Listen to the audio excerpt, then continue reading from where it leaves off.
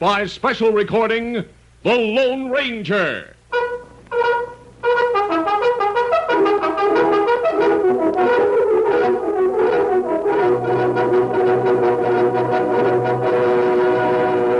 Hi-yo, Silver! A fiery horse with the speed of light, a cloud of dust, and a hearty Hi-yo, Silver! The Lone Ranger.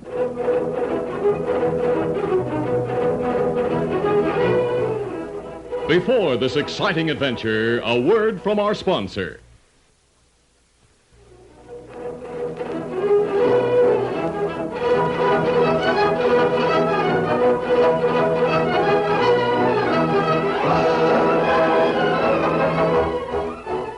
With his faithful Indian companion Tonto, the daring and resourceful masked rider of the plains led the fight for law and order in the early western United States. Nowhere in the pages of history can one find a greater champion of justice. Return with us now to those thrilling days of yesteryear. From out of the past come the thundering hoofbeats of the great horse Silver. The Lone Ranger rides again. Come on, Silver. Let's go, big fellow. Hi-yo, Silver! Hooray!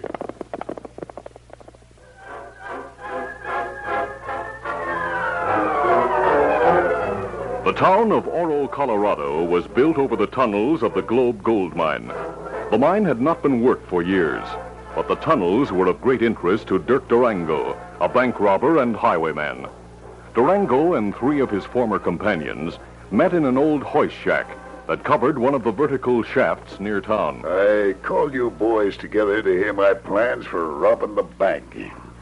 You see that hole in the middle of the floor? Yeah, sure. Top of an old mine shaft, isn't it, Dirk? Yeah. There's a ladder going down to a tunnel of the Globe Mine. Where's the tunnel lead to? Under the town. There are no end of tunnels under Oro. They run in all directions. The diggings is a regular Chinese puzzle. Hey, I begin to savvy. Under the center of town, there are tunnels on the higher level. And I'm sure there's one just about 20 feet beneath the bank. By digging up from the roof of that tunnel, we should be able to go right through the floor of the bank. Well, Dirk, Yeah? you said those tunnels are like a Chinese puzzle. How do you figure on finding the right one? How do you keep from getting lost? Slag, I've got the answer right here in this letter. This is from a mining engineer named Mark Hazlitt. Who's he? He was the engineer for the Globe Mine. I read about him in the mining journal and wrote him a letter. Since then, we've been writing back and forth. Does he know who you are? No, I used a fake name and gave my address as general delivery. That engineer should know the layout of the tunnel. That's what I figured, and I was right. He has charts showing every detail of the diggings. Dirk, how could you get the charts without letting Hazlitt know what you've got in mind? I told him I had a new mine near town and wanted to break through into the Globe tunnels to ventilate it. That's often done, you know. I offered Hazlitt $5,000 to come here with his charts and fix up a ventilation system. That was smart. Is he coming? Yeah. Well, you tell him when he sees you don't have a mine. He'll never see that. He agreed to meet me at Salvation Spring. That's 10 miles west of town tomorrow morning. You go with me, Slag. Whatever you say, Dirk. We'll shoot Hazlitt and take the diagram of the tunnels. Then we'll be set to clean out the bank.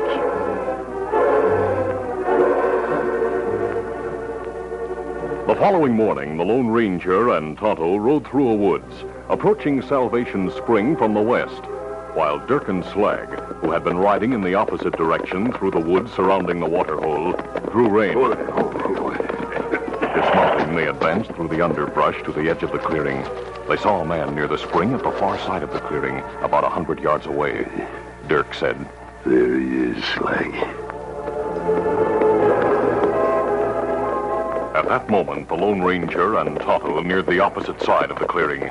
The masked man suddenly signaled a halt and pointed ahead. Someone's camped at Salvation Spring. Looking through the trees, Tonto saw a tall, dark man less than 20 yards beyond the edge of the woods.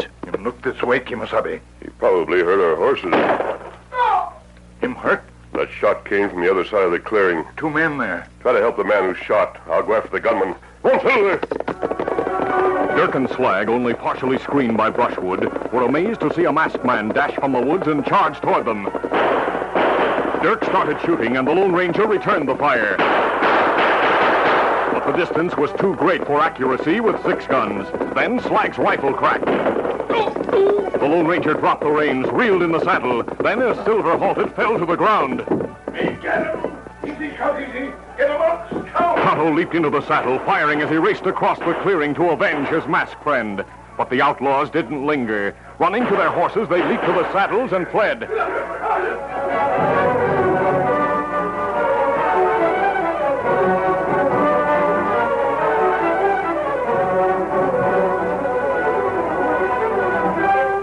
A short time later, the Lone Ranger regained consciousness to find himself lying on the ground in the woods near Salvation Spring. Tonto was bandaging a scalp wound. Tonto, you all right, Kimasabi? Bullet just grazed head. Knock you out. But where? Who? Me carry you here. 2 men. Them get way. Yes, I remember. They shot a man camped near the spring. And him there, under blanket.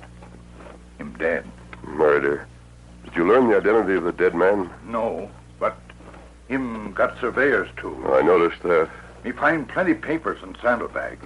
Them all there on ground. I'll look them over. Meanwhile, you better see if the killers left any tracks. Me do that. Then ride to Oro and tell the sheriff what happened. While Tonto was gone, the Lone Ranger examined the dead man's possessions. He read several letters and studied a number of technical drawings. It was afternoon when Tonto returned, accompanied by a middle-aged lawman. Oh, Scout, hold on. Easy, Scout, easy, fella. Kimasabi, me follow crooks to town. Loose trail there. Me bring Sheriff Barstow back.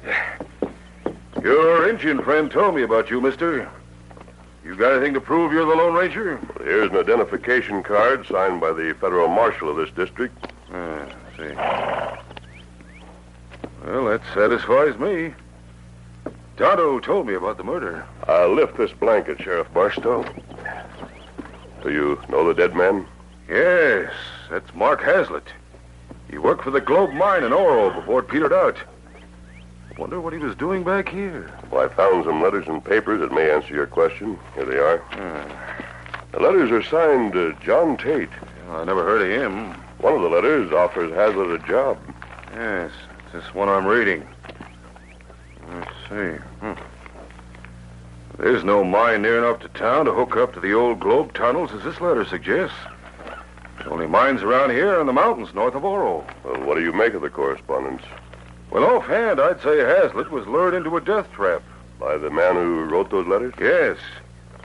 I'd sure like to find this John Tate.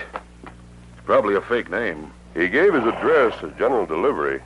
The postmaster might be able to describe him. Well, I doubt it. Oro is full of strangers who have their mail sent to general delivery. Did you get a good look at the killers? No, they were screened by brushwood, and I had only a glimpse of them at a distance.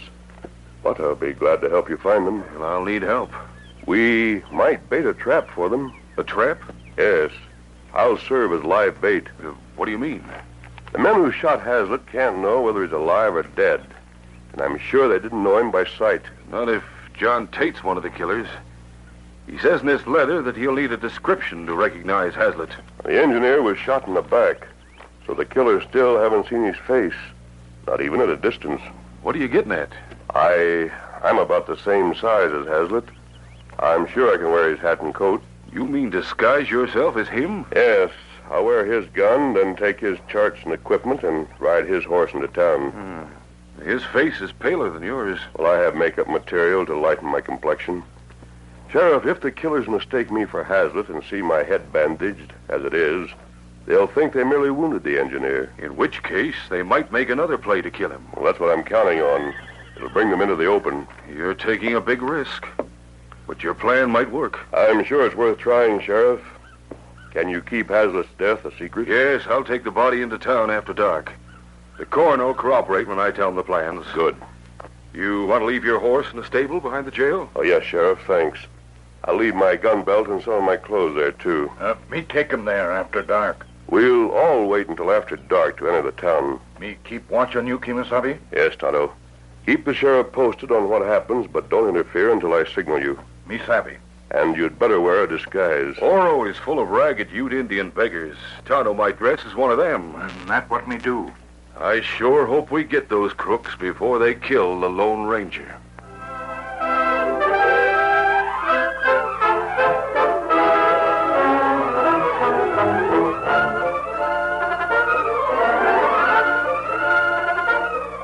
We'll continue our Lone Ranger adventure in just a moment.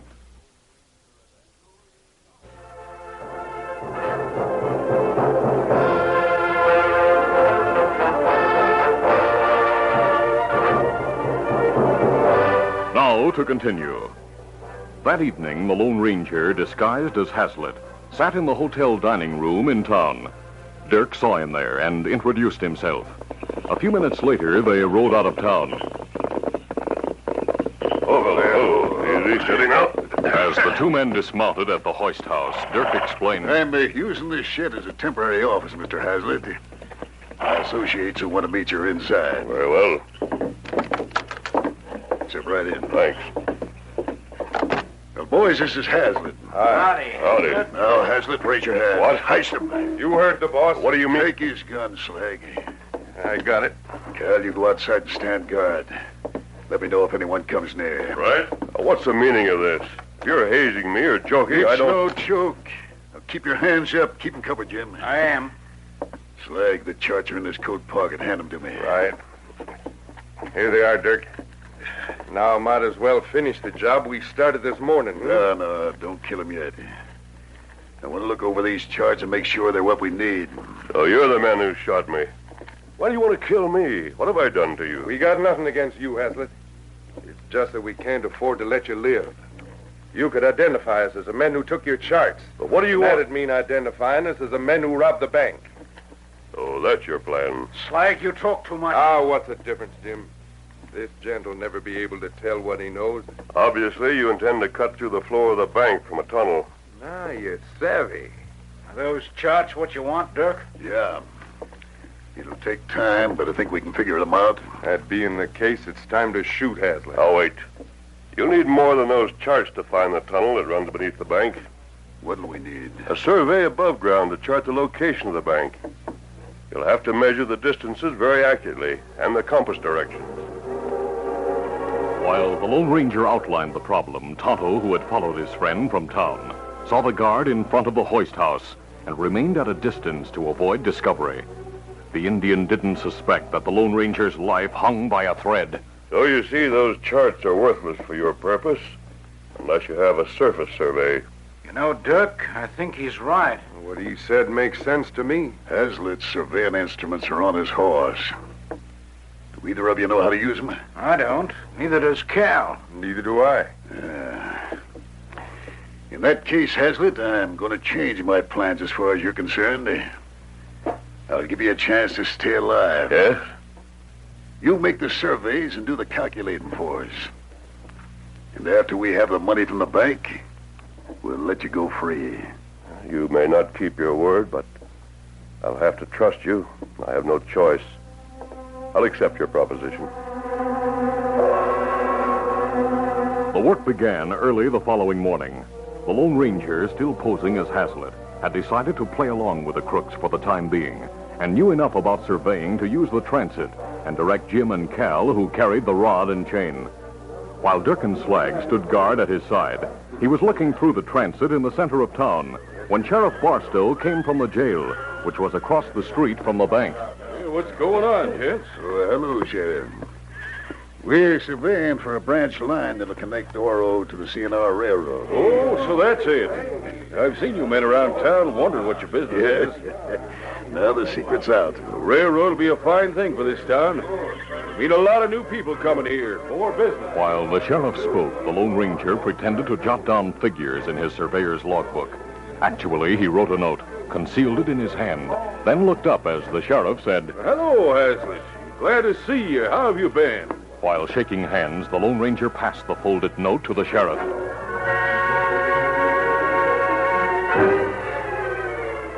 The Lone Ranger finished his work on the surface before dark, and that night worked underground by lantern light.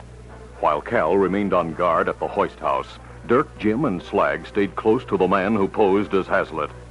Using a compass, level, measuring chain, and other instruments, the Lone Ranger finally reached his destination and pointed to the tunnel ceiling. Start there and go straight up.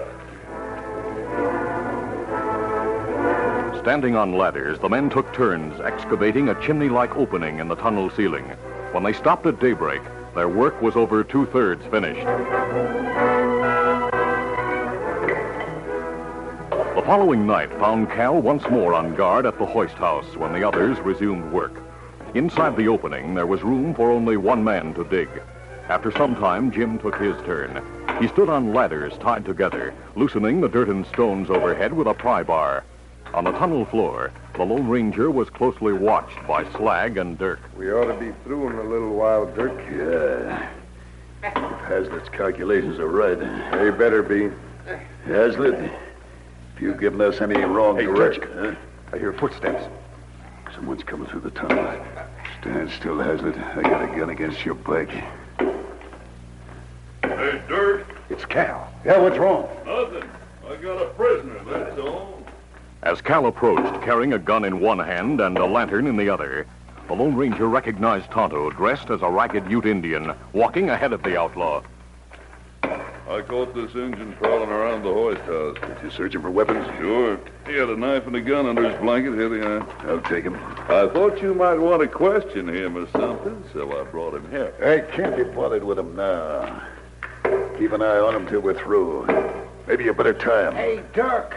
Yeah, what is it, Jim? I just struck a flat stone with my bar. Yeah?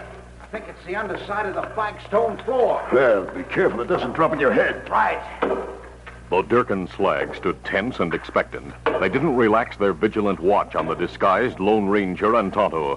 Both crooks held guns ready to fire if either prisoner made an aggressive move. It's coming. I got it. Look out below. What's up there? An opening. We're through to the bank. I'm climbing in. Yeah. What do you see? Nothing. It's dark. Send someone up with a lantern. I'll take a lantern up to him, Dirk. Go ahead, Cal. The Lone Ranger stood tense and ready to act. He watched Dirk and Slag, and presently saw both outlaws glance upward. Now, Tonto. He grabbed Dirk's gun hand, I'll kill you. while Tonto swung a fist to Slag's jaw. As the outlaw staggered back, he raised his gun. The shot went wild. Tonto closed in. You not shoot again? Slapping the gun aside, he delivered a knockout blow. Meanwhile, the Lone Ranger struggled with Dirk for possession of the gun. Turn on me, will you? Never get away alive. Cal, Jim, come on down here. Give me a hand. Need help, you kid, Tommy? No, Tonto. Watch that man on the ground. Drop that gun, Dirk. Drop my arm. Drop the gun or I'll break your arm. Cal, Jim, help me. Don't count on them. I'm dropping the gun here. As the outlaw's gun dropped from his fingers, the Lone Ranger took from Dirk's belt the weapon that had been taken from Tonto. You're covered. You Hazlitt, help. Tonto, how's the man you knocked out? Him get conscious now. Good. That'll save carrying him up the ladder. How's everything down there? Under control, Sheriff. Good. We've got handcuffs on the two that came up here. The sheriff, what's he doing in the bank? He's not in the bank, Dirk. He's one of the jail cells. Jail cell. Yes, You mean we're not under the bank? We're under the jail? that's right. Well, of all that... Ready for these prisoners, Sheriff? We sure are. You're first, Dirk. Climb that ladder. Thanks. My jaw. You nearly broke it. It's your neck that will be broken, Slag. That's the penalty for murder. Murder? Yes. Now climb that ladder.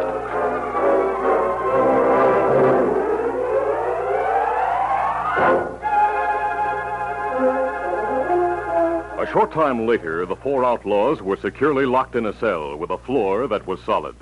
The sheriff, standing outside the barred door, eyed the prisoners and said, You know, I doubt if any crooks have ever worked as hard as you four to get into a jail. Yeah, that double-crossing Hazlitt. How did I know he was tricking us? He handed me a note, told me his plans, so we could be here waiting for you. Sheriff, what do you mean when he said something about a murder? We didn't kill anyone. Yes, you did. You crooks are going on trial for the murder of Hazlitt. What kind of a raw deal is that? Hazlitt's not dead. We didn't kill him. Hazlitt is dead. And you crooks killed him. But he left here just a few minutes ago with that Indian. He posed as Hazlitt to make you crooks show your hand. But he's not Hazlitt. He's the Lone Ranger.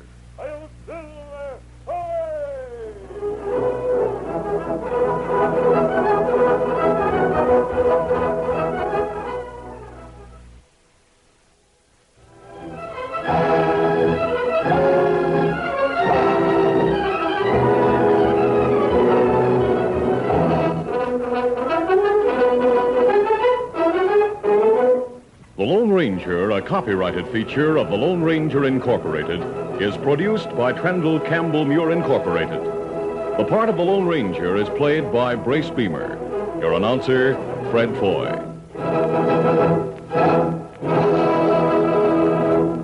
Listen to The Lone Ranger, brought to you by special recording at this same time. You've been listening to the OTR Gold Network. Find more classic radio at otrgold.com.